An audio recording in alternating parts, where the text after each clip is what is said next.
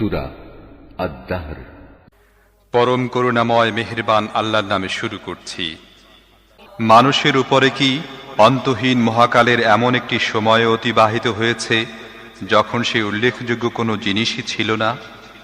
আমি মানুষকে এক সংমিশ্রিত বীর্য থেকে সৃষ্টি করেছি যাতে তার পরীক্ষা নিতে পারি।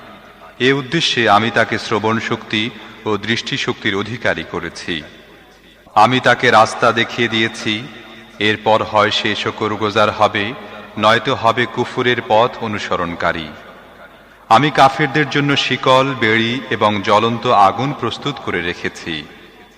বেহেশতে নেককার লোকেরা পান পাত্র থেকে এমন শরাব পান করবে যাতে কর্পূর পানি সংমিশ্রিত থাকবে।